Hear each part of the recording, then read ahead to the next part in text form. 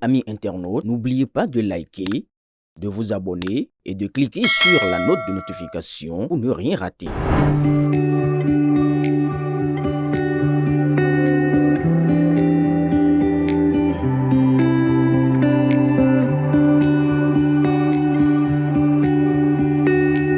Je voudrais d'abord rendre grâce à Dieu Tout-Puissant qui nous a permis d'être dans ce studio, l'implorer qu'il commence avec nous comme Alpha, qu'il soit avec nous comme Emmanuel et qu'il termine avec nous comme Oméga.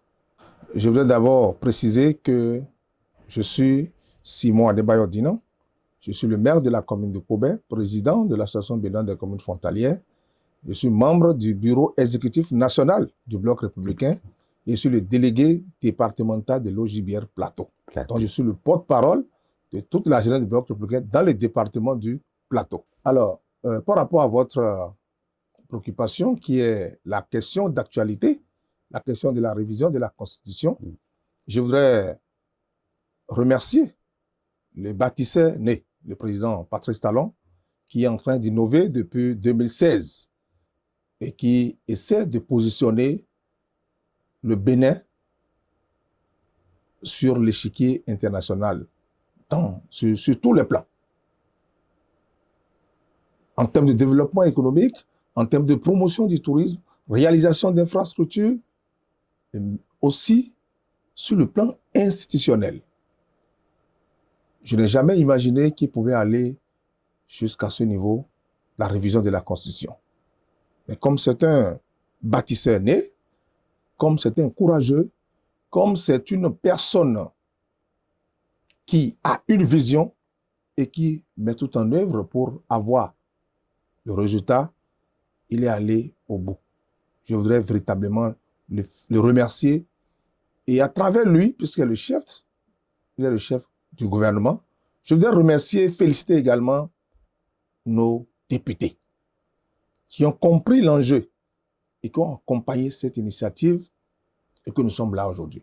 Lorsque nous parlons de la révision de la Constitution, il y a 2 ou 3 points quand même qui défraient la chronique aujourd'hui.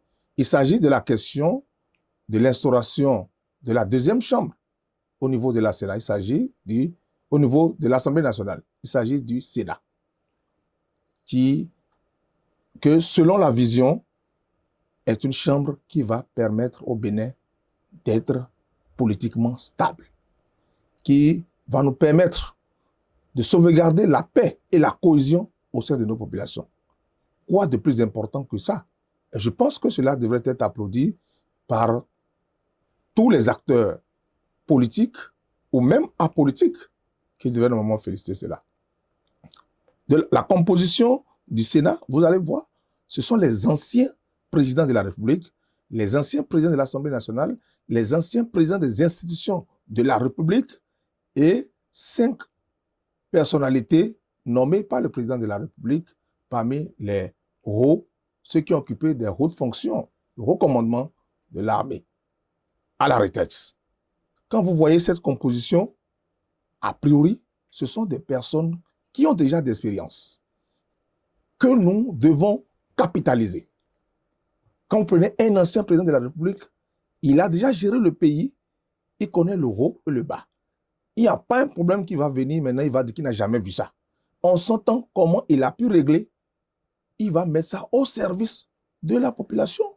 Mais ce qui est encore plus important, que nous devons applaudir, c'est le fait que la loi demande à ce que les membres de cette institution, de cette cour, de cette chambre, soient apolitiques. Je pense que c'est salutaire. D'autant plus qu'ils sont obligés d'être véritablement positifs dans les décisions qu'ils vont prendre. Parce qu'ils ne feront pas partie d'un parti politique.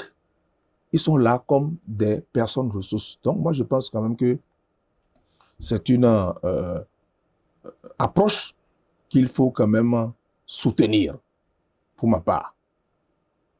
En dehors de ça, la question de 7 ans. Je pense que également cela mérite d'être salué. Et je voudrais remercier les initiateurs et dire que véritablement le Bénin est sur le chantier du développement. C'est vrai que le président de la République, le président Patrice Talon, a dit un jour qu'on fera le bonheur des Béninois même contre les gris. Et je pense qu'aujourd'hui, il est clair qu'on ne peut pas faire d'omelette sans casser les œufs.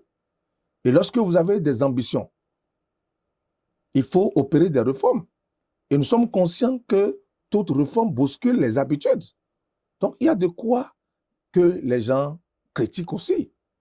Je pense que quelqu'un qui apporte une réforme sérieuse doit s'attendre à ce qu'il soit quand même critiqué. Donc, c'est ce qui se fait aujourd'hui. Mais le plus important, c'est que dans les jours à venir, les gens puissent commencer par applaudir. Lorsque le chef de l'État a fait des déguerpissements ici, à Cotonou, les gens avaient quand même critiqué ce qui est normal.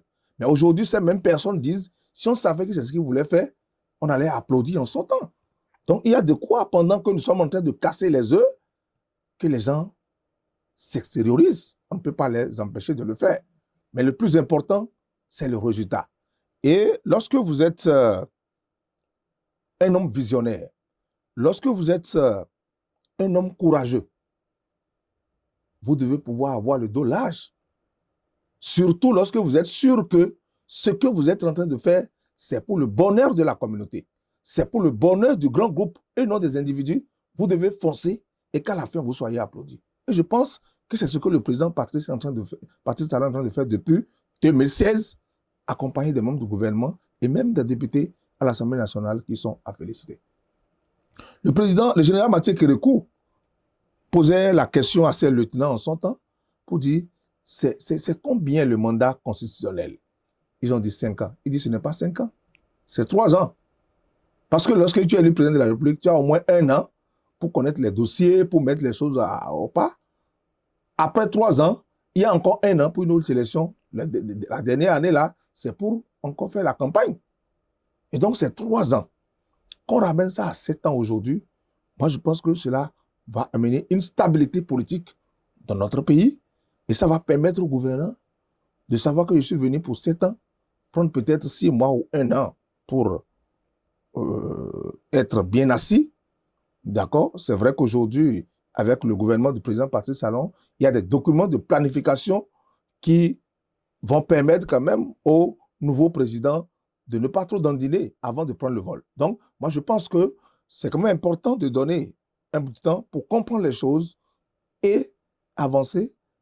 Et avec 5 ans, 5 bonnes années, je pense qu'on peut entreprendre des choses et les achever et être fiers que nous avons quand même apporté quelque chose à notre communauté. Que ce soit au niveau du président de la République, que ce soit au niveau des députés, surtout au niveau des maires, parce que les députés, c'est pour les lois. Mais je pense que c'est aussi important également, comme on le précise, pour les maires, les collectivités territoriales qui doivent prendre des initiatives pour accompagner le gouvernement central. C'est de ça qu'il s'agit. Donc moi, je pense que ce sont des réformes salutaires qui méritent d'être encouragées par tous les Béninois, de quelle formation politique que nous soyons. Quand c'est bon, il faut dire que c'est bon et on avance. Ce n'est pas la peine de critiquer pour critiquer. Voilà un peu ce que moi je peux dire par rapport à cette préoccupation.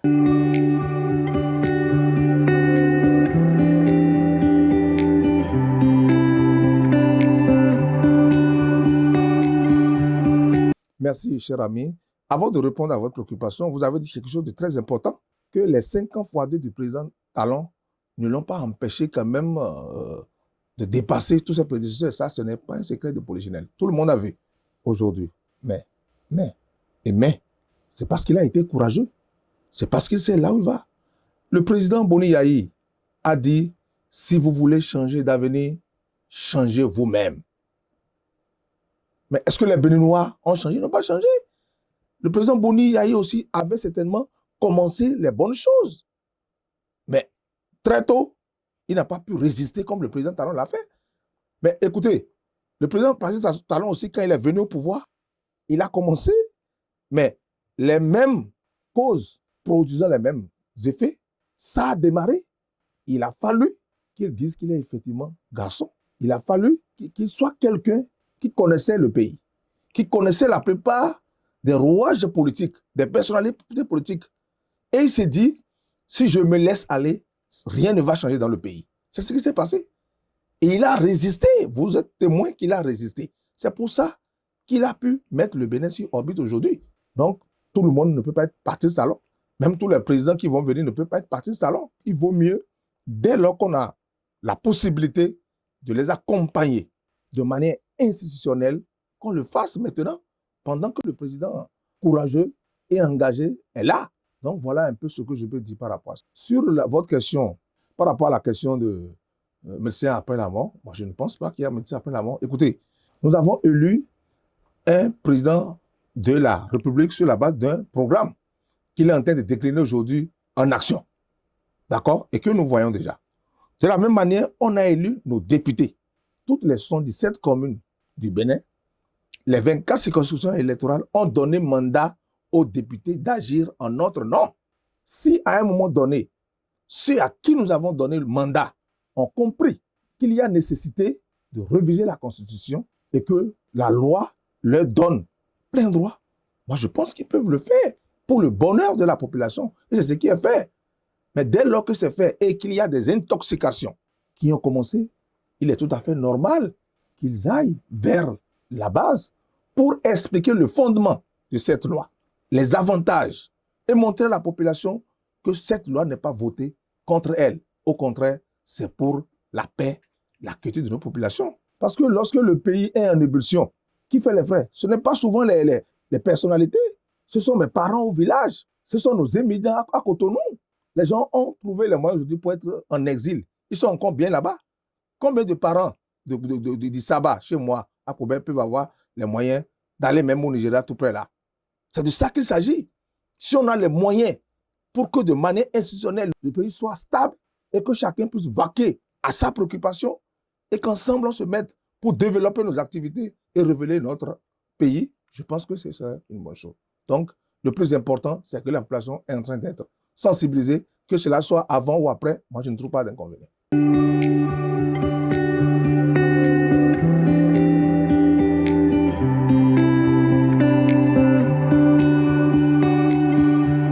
Merci, cher ami, pour cette question pertinente.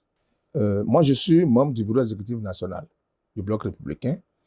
Je voudrais vous rassurer que le choix du ministre Wadaï et de notre maman Talata pour poursuivre la dynamique, c'est un choix concerté. Le chef de la mouvance est un bon leader. Et ça, j'ai eu l'opportunité de le lui dire. J'ai dit, monsieur le président, vous êtes un bon leader. Parce que lorsque nous revisitons le passé, la plupart des présidents qui sont passés, à la fin de leur mandat, ils n'arrivent pas à contrôler la troupe. Vous imaginez? Le choix du président, du ministre Wadaï, a été un choix concerté et applaudi à l'unanimité des 4 formations de la mouvance présidentielle. Pourquoi? Parce que nous avons un bon chef qui a su manager tout le monde. Mieux, il a fait un bon choix. Le ministre Wadaï incarne d'abord la continuité. Parce qu'il a été à la base de toutes les réformes qui sont opérées dans notre pays. Un peu comme d'autres ministres également qui ont été à la base. En dehors de ça, il a une capacité de lever les fonds à l'international. Et nous avons besoin de ça pour construire notre pays. Mieux, ce qui est salué, et comme vous l'avez dit, le système partisan demande que ce soit les partis politiques qui désignent quand même les présidents. Mais il n'a pas dit il faut que ça soit dans ce parti ou non. Le chef de l'État est un bon polygame. Ça, il faut le dire. Il peut garder 2 ou plusieurs femmes. Et c'est ce qui s'est passé. Il a eu l'assentiment de tous les partis politiques. Mais ce qui m'intéresse dans tout ça, c'est d'abord la continuité dont j'ai parlé, mais le plus important pour nous, jeunes aujourd'hui, et ça, j'ai eu l'opportunité de dire ça également face-to-face au président de la République. J'ai dit, monsieur le président, c'est vous que Dieu a utilisé pour révéler la jeunesse du Bénin. Aujourd'hui, nous, on est jeunes, on est maires. Il y a plein de maires jeunes. Il y a des députés de moins de 30 ans à l'Assemblée nationale. Grâce à Dieu, grâce aux réformes courageuses introduites par le président de la République et les députés de l'Assemblée nationale. Et donc, cela mérite d'être salué. Et comme cela ne suffisait pas, Le président de la République est en train de désigner encore un jeune de notre génération pour diriger ce pays. Moi, je pense que c'est véritablement salutaire. Et nous, jeunes du Bénin, de quelle formation politique que cela soit, nous devons nous mobiliser pour faire gagner notre candidat en son temps. Parce que c'est une opportunité pour la jeunesse. C'est une chance pour nous. Et nous devons la saisir. Mieux, nous n'allons pas le faire gagner seulement. La jeunesse doit s'organiser et se positionner pour accompagner le ministre président Wadayi à partir de 2026 pour qu'au soir des 7 ans, le bilan soit élogieux et qu'on puisse montrer à nos aînés qu'ils ont véritablement raison de nous confier le pouvoir. C'est de ça qu'il s'agit. Si le ministre Wadayi réussit, ça va donner encore d'opportunités à d'autres jeunes. Si jamais nous perdons cette occasion, encore que je sais qu'on ne va pas la perdre, je ne suis pas sûr que nous allons encore retrouver cette occasion d'ici peu. Donc, c'est un appel, je profite de votre micro pour lancer un appel à toute la jeunesse béninoise de se mobiliser pour qu'on sente qu'effectivement la jeunesse avait besoin de ça. Et je pense que nous allons travailler pour ça avec le ministre Wadayi. Nous allons mettre en place des réseaux de jeunes pour soutenir sa candidature et pour travailler également avec lui pour l'atteinte quand même des objectifs. Donc voilà un peu ce que je peux dire par rapport au choix du ministre Wadayi.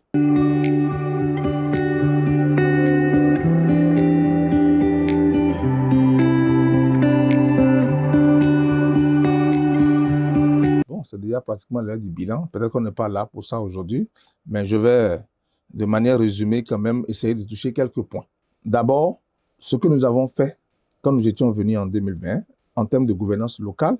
Vous savez, la première des choses quand vous êtes maire, quand vous êtes autorité, c'est d'être au service de votre communauté.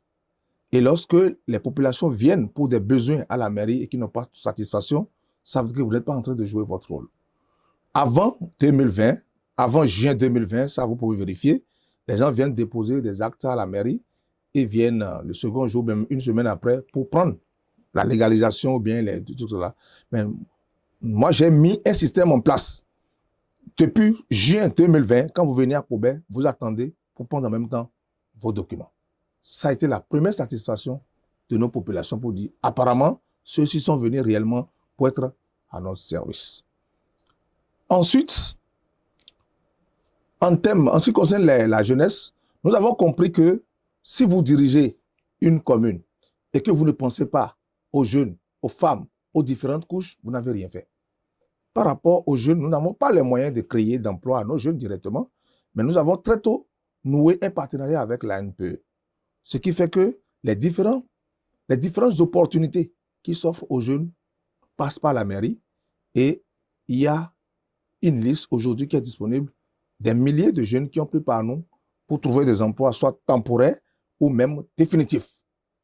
Mieux, nous avons montré à notre jeunesse que ce n'est pas seulement par l'emploi salarié qu'on peut réussir sa vie. Il y a la question de l'auto-emploi.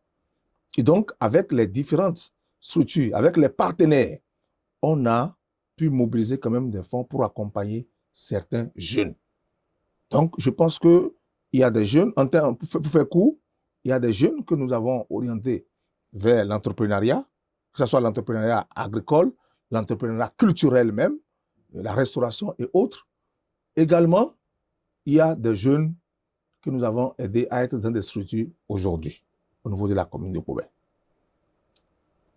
Lorsque nous restons toujours dans le cadre de la jeunesse, nous avons notre équipe fétiche, qu'on appelle la jeunesse sportive de Kobe. Nous avons opéré des réformes courageuses, là aussi, au grand bonheur de nos populations. Il y a 20 ans, tout le monde sait ce qu'on appelle GSP. Mais à un moment donné, nos aînés, qui ont tout donné, ça, il faut le dire, ils ont fait ce qu'ils ont pu, mais à un moment donné, ça ne répondait plus. C'est le moment de saluer la mémoire de notre frère Bruno Tidavi, paix à son âme, qui n'est plus, mais qui a fait beaucoup de choses. Mais à un moment donné, nous l'avons demandé de laisser la main à la jeunesse, qui a pris, et aujourd'hui, ça est en train quand même de prendre. La JSP est en train de reprendre positivement sa place. Je peux vous dire quand même que c'est une réforme qui a reçu l'assentiment de la population et qui est applaudi par tout le monde. Le secteur du tourisme et de la culture. Moi, j'ai eu la grâce d'être au ministère de la Culture, notamment au niveau du Bibédra, puis ensuite au niveau de la DEPAC, c'était de la promotion artistique et culturelle. Et dès l'arrivée du président Patrice Talon, il m'a fait appel en tant que chargé de mission du président de la République, chargé de suivi du secteur du tourisme, de la culture, de l'artisanat et du commerce. Et donc, toutes les réformes engagées dans le pays, dans le tourisme, on était à la base. Le président de la République nous a montré que rien qu'avec le tourisme, la promotion du tourisme et de la culture, nous pouvons faire de l'économie pour notre pays. Nous pouvons booster l'économie locale et révéler davantage notre commune. Et donc, quand nous sommes venus à la tête de la mairie de Kobe, nous avons constaté que nous avons assez de potentialités touristiques, culturelles et artistiques qu'il fallait donc révéler. Après un diagnostic, nous avons fait une étude, nous avons recensé ces différents sites-là. Et notre bataille, c'est d'abord la réalisation des voies d'accès à ces sites. Ensuite, nous devons travailler pour valoriser ces sites-là. Et c'est ce que nous sommes en train de faire à travers les différentes initiatives. Que cela soit au niveau de la commune, que cela soit individuel, que cela soit avec les organisations de la société civile et même avec nos partenaires. Du coup, nous avons été à la COP 27 en Égypte en 2023 et à notre retour, on a réuni toutes les organisations de la société civile et les associations de développement. On a fait le retour de la COP. Le challenge de la communauté internationale aujourd'hui par rapport à la lutte contre le réchauffement climatique, la biodiversité, la protection de nos forêts, ainsi de suite. Mais il y a des ONG qui sont rapprochés de nous, on les a donné des adresses, ils ont postulé pour des projets. Et aujourd'hui, l'ONG a gagné un projet qui nous a permis de réhabiliter, je vais dire, la forêt sacrée Okpo de Kobe, qui est une forêt spéciale. C'est une forêt qui est en face du palais royal de Kobe. À côté, vous avez la mosquée centrale et derrière, vous avez l'église catholique et l'église protestante. Pour nous, c'est un symbole. C'est le symbole du vivre ensemble. Et dire que notre pays est laïque et que toutes les religions peuvent cohabiter. Vous voyez? Donc, aujourd'hui, cette forêt sacrée est valorisée grâce à l'ONG là. Mieux, l'ONG, avec l'accompagnement du maire, du conseil communal et de toute la population, a été révélée à l'international, a eu un prix en Chine et récemment, le mercredi passé, a été primé à Paris. Il y a 3 organisations au plan mondial que l'UNESCO a identifiées. 3 organisations au plan mondial, dont une seule au Bénin, et c'est l'ONG que la mairie de Kobe a accompagné et il a reçu un prix à l'international que j'ai présenté au drapeau hier lundi. Vous voyez, lorsque vous accompagnez des initiatives comme ça et ça donne le résultat, je pense que vous pouvez quand même vous réjouir que vous avez apporté quelque chose, vous avez apporté un plus au développement de la communauté. Il a gagné encore un chèque financier pour continuer. Il a promis encore valoriser d'autres forêts, notamment la forêt sacrée Iboakpa à Isaba, par exemple. C'est un exemple quand même palpable que nous pouvons citer pour dire que lorsque les acteurs comprennent que la question du développement, ce n'est pas la chose du maire, ce n'est pas la chose des élus communaux, encore moins des chefs quartiers ou chefs villages, que c'est la chose de nous tous. Chacun devra apporter sa contribution pour qu'on ait le résultat. Je pense que vous avez quand même ces résultats.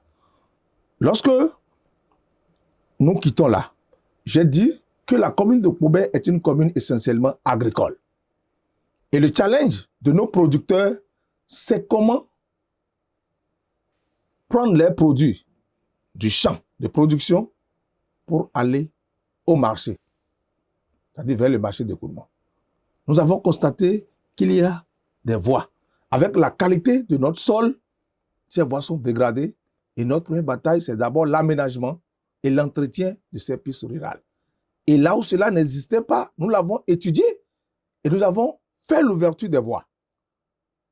Il y a des voies, les gens ont même voulu coller nos noms à ces voies-là, mais nous avons dit, nous avons travaillé pour la communauté, ce n'est pas la peine de s'identifier parmi eux. À nous, c'est vrai que c'est notre initiative, mais c'est en tant que maire, en tant qu'élu, que nous avons apporté ça pour notre communauté. Donc nous avons fait l'ouverture des voies aujourd'hui, et ces voies sont déjà en même temps sont déjà classées parmi les pistes que nous pouvons aménager ou entretenir. Donc je pense que c'est quand même une victoire pour nous parce que nous connaissons les réalités de nos populations. L'autre facteur, ou bien un pan sur lequel nous avons encore intervenu, c'est sur ce que nous appelons l'économie sociale solidaire. Lorsque nous sommes arrivés à Koubé, on n'avait que 3 coopératives. Mais nous avons travaillé, on est au-delà de 60 coopératives aujourd'hui qui sont officiellement enregistrées à la direction départementale de l'agriculture, de l'élevage et de la pêche, reconnues par la TDA. Nous avons des mutuelles qui sont là, nous avons des associations. Et nous travaillons avec tous ces acteurs-là pour le développement de nos filières. Dans le plateau, précisément à Koubé, nous avions comme filière locomotive le palmier à huile. Ensuite, le maïs, le manioc et désormais le riz. Parce que nous avons constaté par la suite que notre sol est adéquat à la production de riz. Et Koubé se positionne aujourd'hui comme une commune phare. Je peux dire en concurrence avec la commune d'Adjaouaré dans le département du Plateau. Ce sont les 2 communes qui produisent du riz aujourd'hui. Et nous avons déjà invité des partenaires qui sont venus. Et nous avons organisé nos coopératives. Et on les a sensibilisés à l'effet de reconnaître que seul, on peut aller plus vite, mais ensemble, on est sûr d'aller très loin. Surtout avec les opportunités que le gouvernement du président Patrice Talon donne aux coopératives, il faut d'abord se mettre en coopérative pour pouvoir bénéficier de ces subventions ou bien de ces accompagnements-là. Donc, je pense que nous avons fait ça et nos producteurs ont bénéficié de beaucoup d'opportunités, que ce soit du gouvernement ou des partenaires. Donc, nous avons également organisé nos femmes. Il y a le groupe, bien l'association Affaires Béchola de Koubé, qui est constituée des femmes revendeuses ou des revendeurs du maïs, c'est-à-dire ce sont ces femmes ou ces hommes qui sont organisés, ils payaient ça auprès des producteurs et ils amènent ça dans le marché et ils vendaient. Mais on les a mis en coopérative. Et ils ont commencé petitement. Mais je peux vous rassurer qu'aujourd'hui, c'est l'association Affaires Béchola qui est le seul fournisseur du maïs pour le programme PAM dans la commune de Koubé. Consommons local. Il y a le warrantage. Nos femmes ou nos hommes qui produisent l'huile rouge, par exemple. Si c'était à 11 000 francs au moment de production et que le paysan a besoin de l'argent, s'il n'y a pas un accompagnement, il est obligé de vendre ça à 11 000. Nous avons mis en place un système où vous déposez le nombre de bidons que vous avez et on vous fait une avance pour aller faire ce que vous devez faire. Mais c'est au moment où c'est cher, ça devient 20 000 ou bien 25 000 qu'on vous vend, que vous vendez l'huile là et vous prenez le reliquat. Vous voyez comment nous sommes en train d'accompagner quand même nos producteurs. Parce que pour nous, c'est à cause de ces producteurs-là que nous sommes là. Quand nous sommes venus, la question de l'électrification, c'est notre priorité. Nous avons vu, il y avait des toiles d'araignée, même à Koubé Centre. Mais nous avons travaillé pour que cela devienne réalité aujourd'hui, l'extension. La question d'électrification de l'arrondissement d'Ahoyeye est déjà aujourd'hui une réalité. Chers amis, il y a un aspect important parce que Koubé est chef-lieu du département du Plateau. Et cela mérite quand même une attention particulière.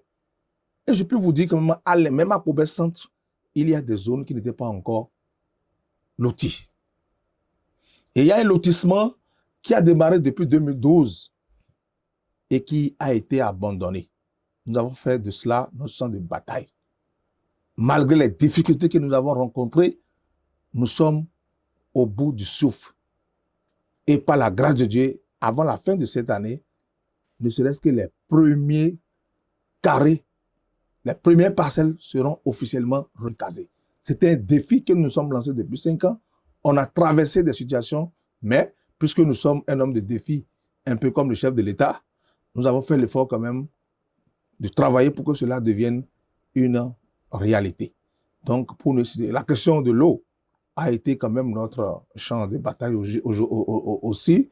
Et pour nous citer quand même que ces aspects-là.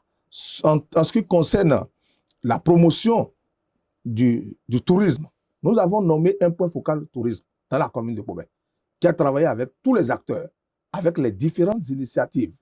Et aujourd'hui, Pobé se positionne quand même comme une destination touristique. C'est vrai qu'il y a des mesures d'accompagnement qu'il faut et que nous sommes en train de travailler par rapport à ça. Pobé, berceau de Guélédé, n'a pas une maison Guélédé. Nous avons lancé une étude, on a eu le retour et nous avons démarré. À l'heure où je vous parle, nous avons démarré déjà la construction de la maison Guélédé de Pobé. Donc, pour ne citer quand même que ces actions, nous avons réfectionné des centres de santé, on a acquis des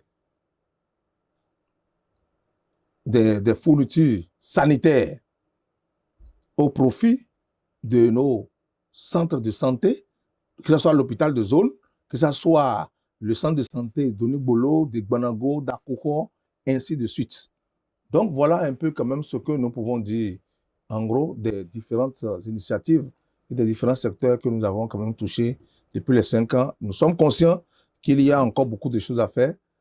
Plaise à Dieu et grâce à Dieu, avec la volonté des responsables des partis politiques et surtout de la population, parce qu'il faut que la population nous accorde d'abord son suffrage pour qu'on ait la majorité afin que le parti et les chefs de l'État puissent quand même nous confirmer pour que nous puissions continuer la dynamique dans la commune de Pobé.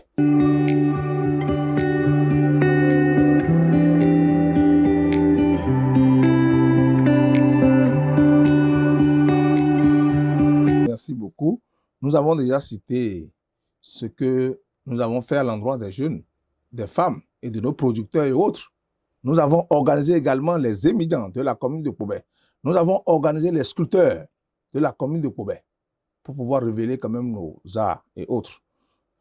Si Dieu nous donne grâce et que nous revenons comme maire, la première des choses, c'est de continuer dans les initiatives, dans ce que nous avons entrepris, qui n'est pas encore à la fin.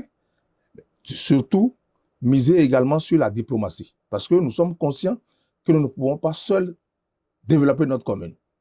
Il faut se mettre en coopérative avec d'autres communes sœurs. Il faut des jumelages, il faut avoir des coopérations à l'international et nous allons quand même continuer dans ce sens-là. Le partenariat public-privé aussi, parce que de par notre caractère de commune frontalière, il y a beaucoup d'activités que nous pouvons développer dans nos frontières pour faire rentrer de l'argent dans la caisse, créer de l'emploi aux jeunes et faciliter quand même la vie pour nos populations. Et je pense que nous avons assez de choses que nous voulons quand même continuer par faire en dehors de ce que nous avons déjà entrepris dans les 5 ans. Je pense que nous allons transformer Pobé à l'image quand même du Bénin qui est en train d'être transformé en Afrique.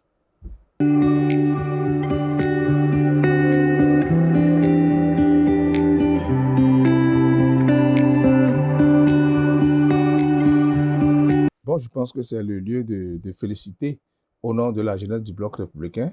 C'est vrai que c'est le coordonnateur national de l'OJBR, l'ambassadeur Bida, qui est bien placé. Mais je prête sa voix pour remercier au nom de la jeunesse du Bloc républicain les responsables du parti, notamment le ministre d'État Abdoulaye Biochane, et qui a promis à la jeunesse qu'il fera de son mieux Et effectivement, nous avons vu qu'il a essayé.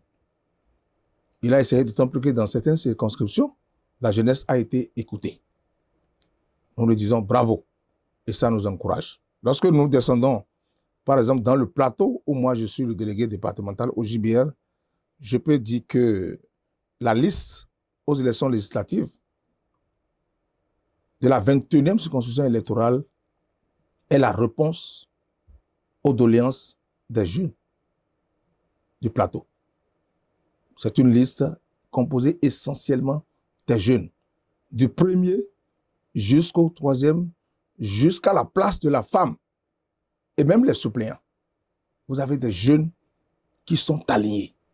Vous avez des jeunes qui sont proches des jeunes et de la population, qui sont positionnés. On verra les résultats. Sans doute, les responsables du bloc peuvent aller dormir. Dans la 21e circonscription, nous allons leur apporter la réponse à ce qu'ils nous ont lancé. Parce qu'ils ont dit, vous aviez dit non, on vous a déjà fait ça. Les jeunes n'ont même pas besoin de l'argent. Nous sommes conscients que c'est un défi pour nous. Dans les autres circonscriptions électorales, les jeunes n'ont pas démérité. Certainement que le parti a des contraintes et il a positionné encore des personnes âgées qui ne sont pas relativement jeunes, mais cela ne va pas nous décourager. Cela ne va pas décourager la jeunesse à apporter sa pierre à l'édifice. Nous allons faire de notre mieux, même dans la 22e et dans les autres circonscriptions, les jeunes ne sont pas positionnés. On va faire de notre mieux pour que les responsables du parti sachent quand même que les jeunes ont donné leurs contributions. Donc, les résultats vont nous donner raison et montreront quand même que nous avons été très disponibles pour notre parti et très engagés pour la victoire écrasante dans toutes les circonscriptions du Bénin. Parce que pour nous, pour les élections législatives, le Bloc républicain doit avoir la majorité des députés au Parlement. Et nous allons travailler pour ça. En ce qui concerne les élections communales, nous remercions également, et là, je pense qu'on ne peut pas parler du pourcentage des jeunes parce que, à défaut que les jeunes soient députés, au moins, ils ont pu quand même les recaser au niveau des élections communales. Je vais quand même inviter les jeunes à laisser les frustrations, à privilégier l'intérêt du parti et à penser l'avenir, penser surtout l'avenir pour la bataille à venir. Donc voilà un peu ce que je peux dire.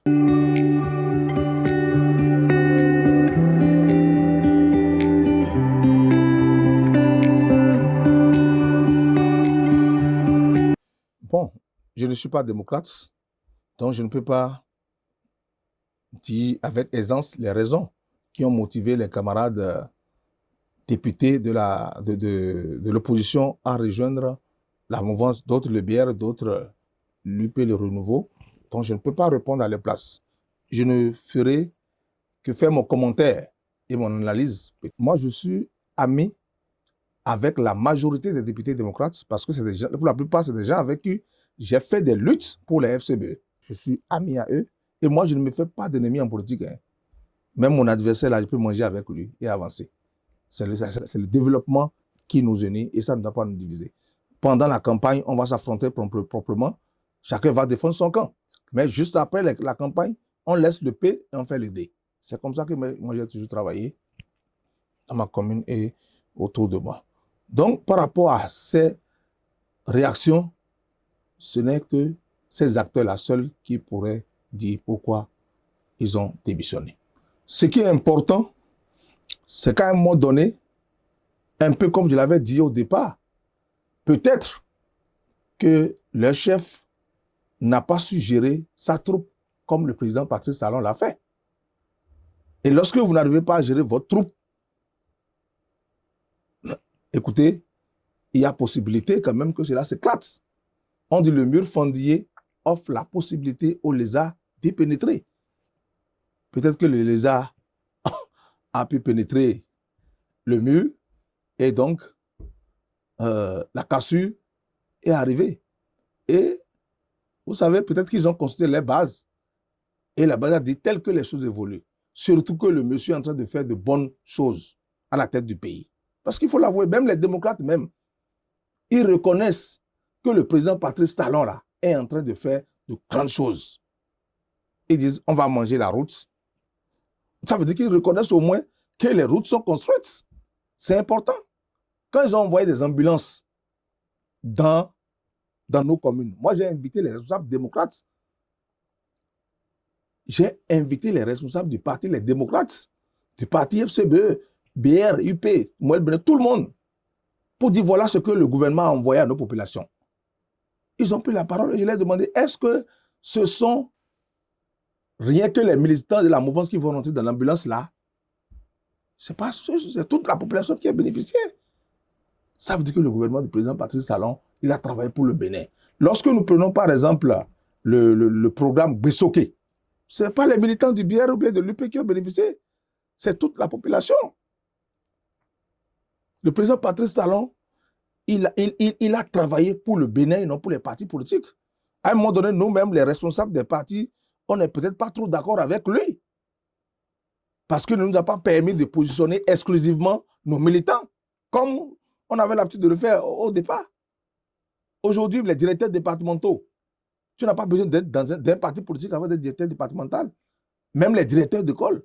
Moi, ce qui m'a donné premièrement la force en politique dans les années 2005, 2006, c'est parce que j'avais la possibilité de nommer des directeurs d'école. J'avais la possibilité de placer les enseignants pour les travaux de fin d'année. C'est ça qui a fait ma popularité. Aujourd'hui, que tu sois proche, tu peux être même l'enfant du président Talon. Tu n'as pas ces opportunités-là aujourd'hui. C'est l'équilibre. C'est-à-dire que c'est celui qui mérite que le président Talon mette à sa place. C'est qui a fait ça là? Il faut quand même reconnaître qu'il a fait des choses. Aujourd'hui, nos bonnes dames, nos taximans, nos conducteurs de véhicules, ils peuvent quitter Pobet pour aller à Ilakondi sans payer un franc à un policier sur la voie. Ça ne mérite pas d'être salué. Aujourd'hui, si quelqu'un doit te prendre de l'argent, va regarder à gauche et à droite d'abord. Personne ne peut demander de l'argent pour un service aujourd'hui. Demain, hier, on t'exige. Si tu ne donnes pas, on le fait, on ne le fait pas. Donc moi, je pense que le président Patrice Talon, il a fait des choses qu'il faut reconnaître. Et même les opposants le sachent, mais ils veulent le pouvoir. Donc on ne peut pas les empêcher. Parce qu'il n'y a qu'une seule place. Il faut qu'ils disent quelque chose aussi pour voir si la population peut les aider à arriver là. Donc moi, je pense qu'ils sont dans leur rôle. Les opposants sont dans leur rôle. Nous-mêmes, nous sommes dans notre rôle de travailler pour la continuité des actions. C'est à la population de trancher. Et je sais que les Béninois sont désormais mûrs. Ils ont compris qu'il faut mettre celui qu'il faut à la place qu'il faut pour pouvoir avoir le résultat qu'il faut. Et moi, je pense que la continuité, par la grâce de Dieu, est assurée pour la dynamique Talon, qui va continuer avec la dynamique Wadaï Talata. Voilà un peu ce que je peux dire.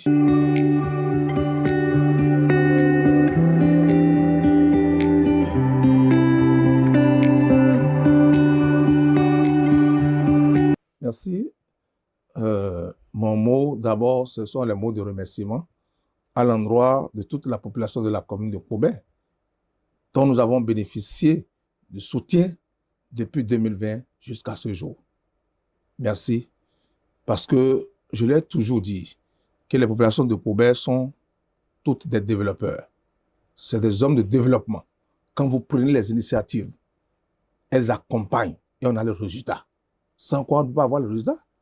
On peut avoir envie de faire la promotion du tourisme. Si les acteurs ne nous accompagnent pas, on ne peut rien. On peut vouloir faire ci, ça. Si on n'a pas l'accompagnement de la personne, on ne peut pas le faire. Donc, c'est d'abord de remercier la population qui nous a fait confiance et qui nous a accompagnés jusque-là. Les lancer un appel pour dire que ce dont il s'agit, c'est la continuité. Et donc, nous voudrions compter sur la population pour que nos mots d'ordre soient suivis au soir, quand même, pour qu'au soir du 11 janvier, nous puissions facilement poursuivre la continuité dans nos actions. Je voudrais profiter également pour remercier tous mes collaborateurs, les techniciens de la mairie qui ont été toujours au service de la population et qui ont subi nos pressions et qui nous ont contenus jusque-là et avec qui nous sommes en train de donner des résultats ou même pour bien célébrer à l'international aujourd'hui. Également, les responsables de ma formation politique, à commencer par le ministre, le président Abdoulaye Biotane, tous les membres du secrétariat exécutif, mes camarades membres du BEN, membres du bureau politique et tous les responsables à divers niveaux pour leur accompagnement. Également aux militants, je leur demande de se tenir prêts pour la continuité de nos actions pour que ensemble nous puissions révéler davantage la commune de Paubert et travailler pour le bien-être de nos populations.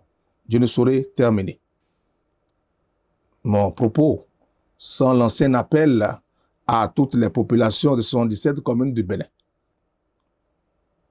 mais particulièrement les populations des 36 communes frontalières du Bénin, que j'ai laissé l'honneur de présider depuis février 2021, pour les rassurer que nous connaissons leurs problèmes et que nous travaillons avec nos dirigeants et nos partenaires pour l'amélioration des conditions de vie de ces populations des communes frontalières.